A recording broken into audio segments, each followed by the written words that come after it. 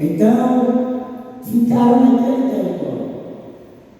Precisou que o Senhor permitisse que uma perseguição viesse para que o povo saísse dali para pregar o Evangelho em outras partes.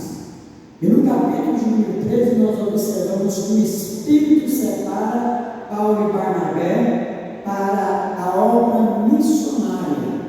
A direção aí é do Espírito Santo, com o reconhecimento da igreja e a imposição das mãos dos homens de Deus que haviam sido preparados para esta função. O que quer dizer isso, meus irmãos? É que ninguém pode fazer a obra de Deus. Eu tenho deparado com muitas pessoas que querem fazer a obra de Deus sem ter uma chamada, querem fazer a obra de Deus simplesmente dizendo: eu vou fazer. Vocês observam que eram homens que estavam na igreja, revestidos do poder de Deus, mas que precisou da aprovação da igreja, embora o Espírito Santo tenha chamado eles para poder pregar o Evangelho, mas eles precisavam do reconhecimento da igreja. Quantos podem louvar o nome do Senhor? Então a primeira viagem missionária está lá no capítulo de número 13. Louvado seja o nome de Jesus. E a segunda viagem missionária, eu gostaria que alguém lesse para mim no capítulo de número 15, no versículo de número 36, por favor. Capítulo de número 15, versículo de número 36. Leia, por favor. Glória a Deus. Observe aí que coisa maravilhosa. Segunda viagem missionária. Depois da convenção que houve lá em Jerusalém. Glória a Deus.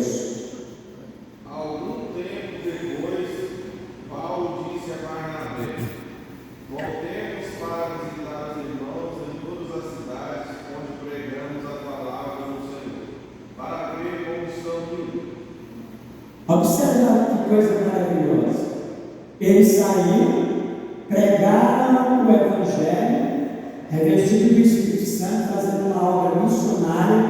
Depois que eles fizeram esta obra missionária, eles retornam para Antioquia, traz um relatório positivo, traz uma mensagem que alegrou o coração da igreja, por causa que ao pregar o Evangelho onde eles estiveram, houve uma manifestação do poder de Deus.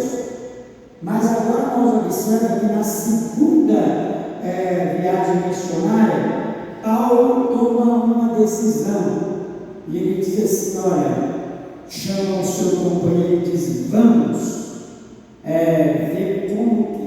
ver como que está os nossos irmãos.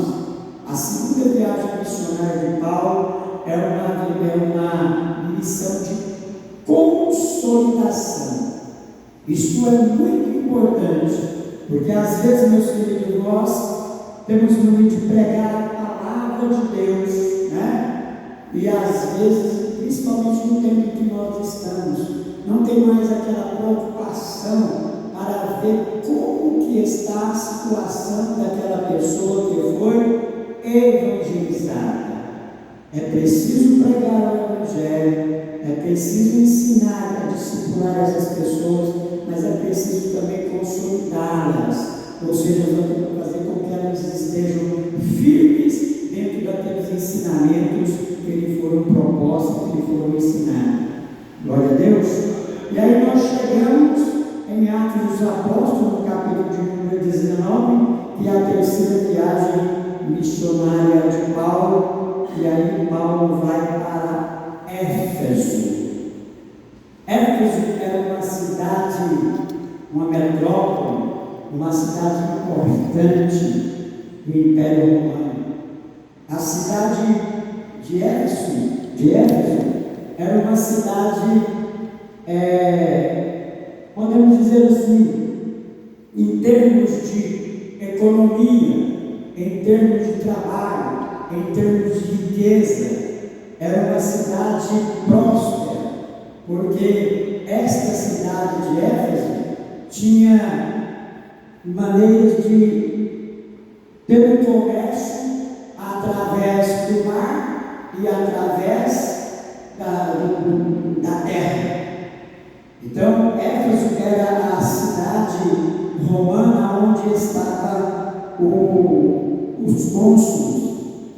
E a palavra de Deus nos ensina a respeito de Éfeso, dessa abundância, né, que estava nessa cidade privilegiada, uma cidade grande, uma cidade onde existia muitas pessoas de vários lugares que iam para aquele lugar, que iam para aquela cidade por causa do comércio.